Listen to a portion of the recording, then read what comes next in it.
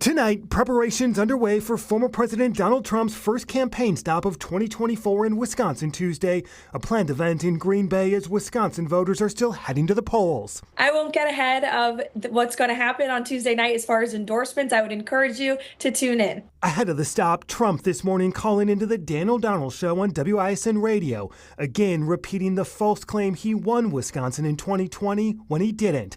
President Biden won the state by fewer than 21,000 votes.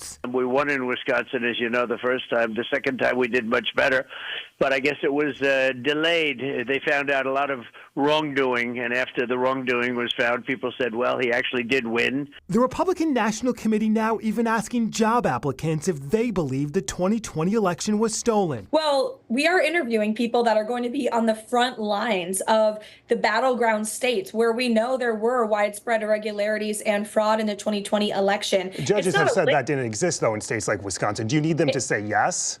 No, it's not a litmus test. He continues to gaslight us, talking about how he still won the election in 2020. Democrats tonight preparing their own battle. Groups urging Democratic voters vote uninstructed, a protest vote to President Biden's support of Israel. I think the only person here who is making it possible for Donald Trump to win is Joe Biden himself.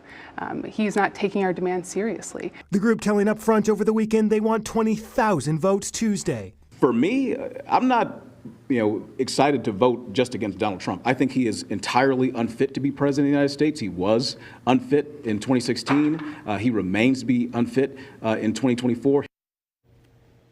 That's Matt Smith reporting there. Both President Joe Biden and former President Donald Trump secured enough delegates to be the party's presumptive nominees. So tomorrow night, attention turns to vote totals. On the Republican side, all these candidates will still appear on the ballot in this order despite dropping out of the race. So we'll have to wait to see what percentage Trump will get. And for Democrats, it is a matter of how many end up voting uninstructed, taking away from Biden's total.